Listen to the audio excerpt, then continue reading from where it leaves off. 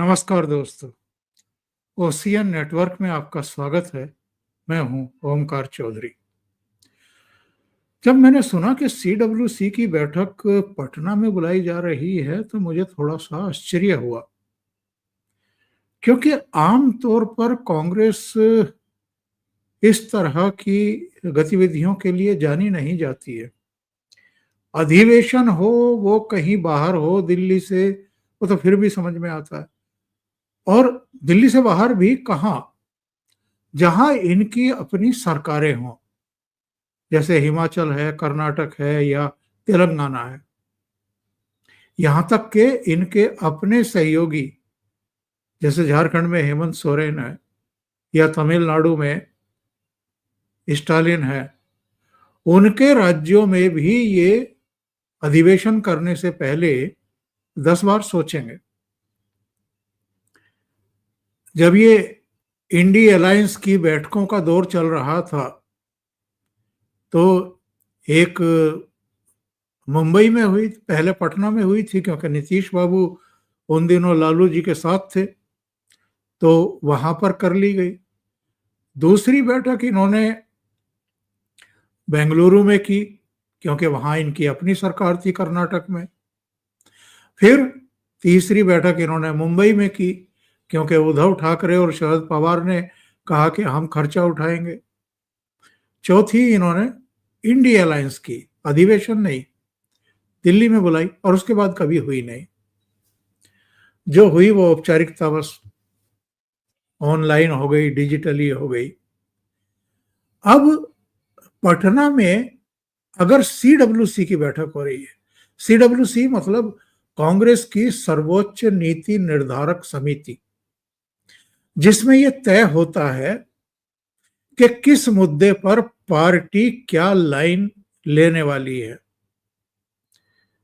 क्या CWC relevant रह गई है, प्रासंगिक रह गई है? क्या सीडब्ल्यूसी ने ही राहुल गांधी को कह रखा है कि आप प्रधानमंत्री नरेंद्र मोदी के बारे में अपमानजनक बातें कहिए? जैसे पिछले दिनों एक सभा में इन्होंने कहा कि डोनाल्ड ट्रंप ने नरेंद्र मोदी से कहा, सुन, ये जो तू कुछ कर रहा है ना, ये यानी पाकिस्तान पर जो ऑपरेशन सिंदूर चल रहा है, कि ये जो कुछ तू कर रहा है ना, ये 24 घंटे में बंद कर दे। और नरेंद्र मोदी इतना डर गए कि उन्होंने 4-5 घंटे में बाइंड अप कर दिया, युद्ध रोक दिया। क्या ये सीडब्ल्यूसी कहती है इनको कि आप देश के प्रधानमंत्री के बारे में बदजुबानी करिए? या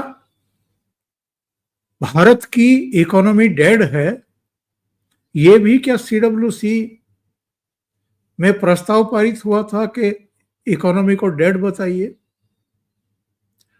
बहुत सारे ऐसे बयान, बहुत सारे ऐसे भाषण, सदन के भीतर भी, सदन के बाहर भी, या सो कॉल्ड यात्राओं में भी, जनसभाओं में भी, प्रेस कॉन्फ्रेंस में भी लगातार अपमानजनक बातें। तो सबसे बड़ा सवाल एक्चुअल में यह है कि सीडब्ल्यूसी की बैठक क्यों बुलाई गई? और अगर सीडब्ल्यूसी का कोई मतलब नहीं रह गया है, राहुल गांधी ही सीडब्ल्यूसी हो गए हैं, या इनकी बहन प्रियंका वाड्रा ही सीडब्ल्यूसी का स्थान ले चुके हैं, कि जो लाइन वो तय कर देते हैं, जो ट्वीट कर देते हैं, जो एक्स अकाउंट पर बोल देते हैं, लिख देते हैं, या प्रेस कॉन्फ्रेंस में बोल देते हैं, वही सीडब्ल्यूसी हो गया। तो फिर सीडब्ल्यूसी क्यों बुलाई जा रही है, और वो भी पटना में? तो ये जरा समझना पड़ेगा कि ये क्यों हो रहा है। और वैसे भी जब पड़ताल की जा रही थी कि ये पटना में ही क्यों, और क्या पटना में इससे पहले भी सीडब्ल्यूसी बुलाई गई थी? तो जी हां, बुलाई गई थी 1940 में। विभाजन से भी 7 साल पहले, स्वतंत्रता से भी 7 साल पहले, जब डॉक्टर राजेंद्र प्रसाद, जो बिहार के ही रहने वाले थे, वो कांग्रेस के राष्ट्रीय अध्यक्ष हुआ करते थे, तब पटना में 1940 में 84-85 साल पहले CWC की बैठक बुलाई गई थी। अब इस बीच तो बिहार में इनकी सरकारें भी रही। आखिरी सरकार, आखिरी मुख्यमंत्री, आप में से बहुतों को याद होगा, जो बिहार को बिलोंग करते हैं उनको तो पता ही होगा, 1990 तक थी। 1990 के बाद, जगन्नाथ मिश्रा के बाद, इनकी सरकार बिहार में कभी बनी ही नहीं। हाँ, लालू जी के नेतृत्व में, राबड़ी के नेतृत्व में, दूसरे चेहरों के नेतृत्व में कोई सरकार बनी और उसमें ये सहयोगी रहे तो अलग बात। बाकी इनका अपना मुख्यमंत्री बिहार में, और अकेले बिहार की बात क्या करें, अनेक राज्य हैं इस देश के जहां पर कांग्रेस की दशकों से सरकार नहीं बनी है। तमिलनाडु में 60 के दशक में इनकी सरकार, उसके बाद वहां द्रविड़ पार्टियां। पश्चिम बंगाल,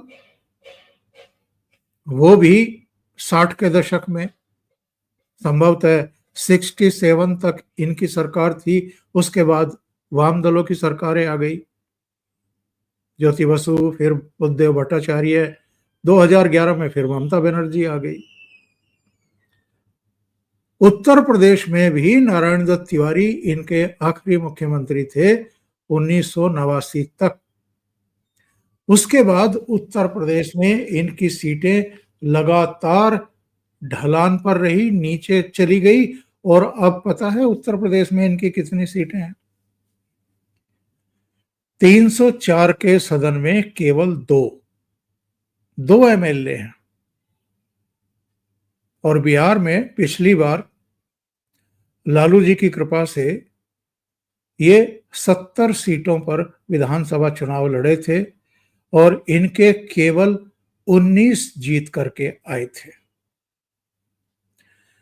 यानी जितने बड़े राज्य हैं, उड़ीसा में सन 2000 के बाद से इनकी कोई सरकार नहीं है।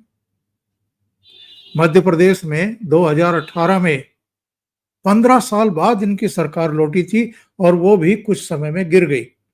कमलनाथ की सरकार गिर गई। ज्योतिरादित्य सिंधिया अपने 20-22 MLA लेकर के बगावत करके चले गए।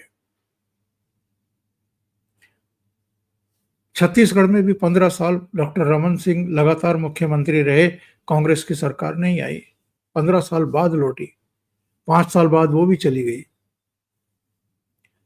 तो देश के अनेक राज्य हैं जहां कांग्रेस की सरकारें वर्षों से नहीं बनी हैं। बिहार भी उनमें है। और बिहार में तो ये कहा जाता है, पिछले दिनों प्रशांत किशोर एक इंटरव्यू दे रहे थे तो उन्होंने कह भी दिया, ये पूछा गया कि कांग्रेस का बिहार में कैसा परफॉर्मेंस रहेगा, क्योंकि राहुल गांधी तो बहुत भागदौड़ कर रहे हैं। वो 15-16 दिन की यात्रा इन्होंने अभी कर दी, जिसमें तेजस्वी भी दिखाई दे रहे थे। उसको नाम दिया था वोट अधिकार यात्रा, क्योंकि वोट चोरी की बात आजकल इनके दिमाग में घुसी हुई है। हर प्रेस कॉन्फ्रेंस, हर प्रेजेंटेशन, हर यात्रा जो भी करते हैं वो वोट चोरी, वोट चोरी। अब भैया ये तो बता दो देश को कि तमिलनाडु में 60 के दशक से आपकी सरकार क्यों नहीं है? पश्चिम बंगाल में 60 के दशक से क्यों नहीं है? उत्तर प्रदेश में 90 के दशक से क्यों नहीं है? बिहार में भी 80-90 के दशक से सरकार क्यों नहीं बनी? उड़ीसा में क्यों नहीं बनी? ऐसे कई दूसरे राज्य हैं जहां आपकी सरकार नहीं बनी। तो ये वोट चोरी अभी हो रही है या 60 के दशक से ही होनी शुरू हो गई थी? यानी आपकी सरकार ना बने, जनता आपको ना चुने, तो वोट चोरी। और जहां आपकी सरकार बनवा दी जाए, हिमाचल है, तेलंगाना है, कर्नाटका है, वहां वोट चोरी नहीं। वहां ना ईवीएम खराब, ना चुनाव आयोग खराब, ना मुख्य चुनाव आयुक्त की मैच फिक्सिंग, वहां सब ठीक है। और खुद राहुल गांधी भी अगर वायनाड से और रायबरेली दोनों जगह से जीत जाते हैं और 4-4, 4.5 लाख के अंतर से जीत जाते हैं, तो ईवीएम भी ठीक, चुनाव आयोग भी ठीक। लेकिन अगर हार जाते तो पता नहीं क्या क्या आरोप लगाते।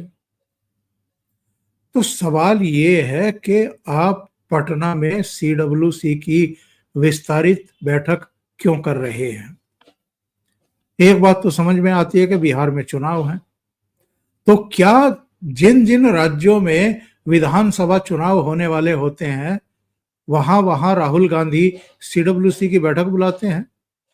जवाब है नहीं। तो पटना में क्यों? और वो भी तब जब बिहार से आपको दूर दूर तक कोई उम्मीद ही नहीं है, कोई उम्मीद नहीं है। सबका कहना है जो ये वोट चोरी और सीआईआर का विरोध कर रहे थे और भाषण भाषण दे रहे थे 15-16 दिन तक, बड़े फायरी स्पीच अपनी तरफ से दे रहे थे, प्रधानमंत्री नरेंद्र मोदी पर अटैक कर रहे थे राष्ट्रीय मुद्दों को लेकर के, और डोनाल्ड ट्रंप क्या कह रहे हैं और इंडिया की इकोनॉमी डेड है या लाइव है उसको लेकर के कमेंट कर रहे थे, ऑपरेशन सिंदूर को लेकर के तमाम तरह की बातें कर रहे थे। तो आप राष्ट्रीय अंतरराष्ट्रीय मुद्दों और बयानों को लेकर के बिहार में चुनाव प्रचार करोगे, वहां चुनाव जीत जाओगे। और ये बात एक्चुअल में तेजस्वी यादव की समझ में थोड़ी बाद में आई। उन्होंने सोचा कि इन्होंने तो पूरा जो है हमारा प्रचार, हमारा अभियान ही ट्रैक से उतार दिया है। भाई बिहार का अगर चुनाव लड़ रहे हो तो बिहार के मुद्दे लेकर के आओ। महंगाई तो खैर नहीं है, वो तो प्रधानमंत्री नरेंद्र मोदी ने थोड़ा बहुत असर भी था, 1.5-2% मुद्रास्फीति की दर थी, उसको और नीचे रसातल में पहुंचा दिया जीएसटी में बहुत बड़े रिफॉर्म्स करके, और 12% का और 28% का स्लैब खत्म करके अब केवल 5% और 18% का स्लैब बचा है। तो करीब करीब 90 से 95% जो वस्तुएं हैं वो तो ऑलरेडी सस्ती कर दी उन्होंने। रोजाना रोजमर्रा की जो हमारे काम आने वाली चीजें हैं वो सस्ती कर दी। तो महंगाई का मुद्दा तो खत्म कर दिया उन्होंने। बेरोजगारी की बात आप उठा सकते थे, आप बिहार में कानून व्यवस्था का मसला उठा सकते थे, और लोकल मुद्दे हैं उनको आप ले सकते थे, लेकिन नहीं किया। और रूट भी कौन सा चुना? रूट वो चुना इन्होंने जहां से लोकसभा की 3 सीटें जीती थी इन्होंने, सीमांचल का इलाका। और एक पूर्णिया, वो भी सीमांचल में ही है, जहां से पप्पू यादव टिकट ना मिलने पर निर्दलीय खड़े हो गए थे और फिर वो चुन लिए गए, तो वो फिर कांग्रेस के साथ वापस आ गए क्योंकि कांग्रेस ने टिकट नहीं दिया था। तो केवल उसी अरेरिया का इलाका है, किशनगंज है, कटिहार है, पूर्णिया है, वही इलाका इन्होंने यात्रा के लिए भी चुना और बाकी के बिहार को छोड़ दिया। तो अब तेजस्वी यादव को समझ में आई, ये उनको अकल आई कि भाई ये तो अपना रायता बिखेर करके चले गए। अब मुझे आरजेडी का भी तो सोचना है। स्थानीय मुद्दों को लेकर के उन्होंने अपने यात्रा का नाम भी बदल दिया, अकेले यात्रा की, यात्रा का नाम रखा बिहार अधिकार यात्रा, वोट अधिकार यात्रा नहीं। उनको पता है कि जमीन पर ना एसआईआर कोई मुद्दा है, ना वोट चोरी कोई मुद्दा है। तो राहुल गांधी पटना में एक्चुअल में इसलिए सीडब्ल्यूसी रखवा रहे हैं क्योंकि अभी तक तो ये छवि बन रही थी ना कि राहुल गांधी बाजी पलट देंगे। आप देख लो नेशनल मीडिया में क्या हाल कर रखा है। नेशनल मीडिया के एक बड़े पार्ट ने जो इनको सपोर्ट करता है, वहां पर बैठे हुए इनके पैनलिस्ट ऐसी आबो हवा बना रहे हैं, और कुछ कॉलमिस्ट भी, नीरजा चौधरी से लेकर के तमाम लोग, और कुछ यूट्यूबर, रवीश, पुण्य प्रसून वाजपेयी, अभिसार, तमाम लोग, वो सब भी लगे हुए हैं कि राहुल गांधी ने तो हवा बदल दी पटना में, बिहार में बहुत जबरदस्त वापसी कांग्रेस करने जा रही है, सबको पता है। वहां जो यात्रा के दौरान झंडे हाथ में लेकर के लोग दिखाई दे रहे थे, वो किस तरीके से जुटाए जाते हैं, कहां कहां से जुटा करके लाए जाते हैं, और कितना उनको पैसा दिया जाता है, सबको पता है। खुद कांग्रेसियों ने ये सब किया। तो वो जो यात्रा के समय झंडे फहरा रहे थे, लहरा रहे थे, उनको अगर आप वोट मान लें, या जो इन्होंने रैली की थी समापन के अवसर पर एक दिन बाद छोड़ करके, उसमें आए लोगों को अगर वोटर मान ले कांग्रेस का, तो तब तो कांग्रेस को 1989-90 से कंटिन्यू करना चाहिए था, बिहार की सत्ता से बाहर ही नहीं जाना चाहिए था। और 70 सीटें पिछली बार लालू जी ने दी थी, केवल 19 क्यों जीती अगर इतना ही इनकी हवा है? एक्चुअल में संकट ये है कांग्रेस के भीतर, राहुल गांधी के नेतृत्व में पार्टी लगातार चुनाव हार रही है। अभी लोकसभा चुनाव के बाद भी आप देख लो, 5 राज्यों में चुनाव हुए, जिनमें से ये 5 के 5 हारी है। केवल झारखंड में कुछ सीटें आई तो हेमंत सोरेन के साथ सरकार में शामिल हो। बाकी 3 राज्यों में भारतीय जनता पार्टी ने सरकार बना ली। जम्मू कश्मीर में उमर अब्दुल्ला मुख्यमंत्री बन गए, उन्होंने इनको पूछा भी नहीं कि आप सरकार में आ जाओ, क्योंकि 6 ही एमएलए जीते इनके। तो इनके सामने बहुत बड़ा संकट है विश्वसनीयता का, नेतृत्व का, संगठन पर वर्चस्व का। बिहार में भी कुछ होने जाने वाला नहीं है, ये पता है इनको। इसलिए इन्होंने सीडब्ल्यूसी की बैठक बुला करके, जो विस्तारित सीडब्ल्यूसी है, जिसमें प्रदेश के अध्यक्ष भी, प्रदेशों के मुख्यमंत्री, पूर्व मुख्यमंत्री और जो इनके 21 सदस्य होते हैं वो विशेष आमंत्रित, सबको बुला लिया। अब 15-16 दिन आपने यात्रा कर ली, आपको जो बोलना था वो आपने बोल दिया। अब मजाक ये कर रहे हैं, ये बयान दे रहे हैं कि जी इसमें चुनाव में कौन से मुद्दे उठाए जाएं वो जरा तय करेंगे बैठ करके सीडब्ल्यूसी की बैठक। अजीब मजाक है। तो ये सीडब्ल्यूसी की बैठक 1 महीना पहले क्यों नहीं बुलाई? राहुल गांधी की वो 16 दिन की यात्रा से पहले क्यों नहीं बुलाई? उसमें क्यों नहीं तय हुआ कि इन मुद्दों को हमें उठाना है? यानी यात्रा कर ली, जितना रायता फैलाना था फैला दिया, और अब सीडब्ल्यूसी बुला रहे हैं। सीडब्ल्यूसी बुलाने के पीछे 2 ही कारण हैं। लालू यादव और तेजस्वी यादव इनको पहले जितनी सीटें भी अलॉट करने को तैयार नहीं है, क्योंकि वामपंथियों का भी और दूसरे सहयोगी दलों का भी उनके ऊपर प्रेशर है। वाम दलों की तरफ से तो बयान भी आ गया है कि आरजेडी और कांग्रेस इस बार त्याग करे और हमें ज्यादा सीटों पर लड़ने का मौका दे। लेकिन राहुल गांधी के करीबी कह रहे हैं कि इस बार हम कम से कम 78 सीटों पर लड़ेंगे। यानी पिछली बार 70 लड़कर के 19 जीत ली। कितनी हारी? 51 सीटें हार दी। और अब इस बार कह रहे हैं कि 78 लड़ेंगे। लालू का खेमा ये कहता रहा है कि अगर हम इतनी सीटें खराब ना करवाते कांग्रेस को देकर के, तो हम जादुई अंक के नजदीक पहुंच जाते। लेकिन अभी रस्साकसी है, ये प्रेशर बिल्डअप करना चाहते हैं आरजेडी के ऊपर, ताकि जितनी ये कह रहे हैं उतनी नहीं तो कम से कम जितनी पिछली बार थी 70 सीटों पर तो वो मान जाए। इसीलिए राहुल गांधी ने वो यात्रा की थी और इसीलिए सीडब्ल्यूसी की बैठक बुलाई जा रही है। मीडिया में तो राहुल ही राहुल हो रहे हैं, जानकारी दी जा रही है कौन कौन सीडब्ल्यूसी बैठक में पहुंच रहे हैं। बहन जी भी पहुंच रही हैं, मल्लिकार्जुन खड़गे भी पहुंच रहे हैं। अभी सोनिया गांधी के बारे में कंफर्म नहीं है कि पहुंचेंगे कि नहीं पहुंचेंगे, लेकिन बहुत संभव है कि पहुंचे। लेकिन क्या कर लेंगे? कहीं कुछ है क्या बिहार में? लोकसभा चुनाव में भी केवल 3 सीटें जीती, और वो भी सीमांचल में जहां मुस्लिम बाहुल्य इलाका है।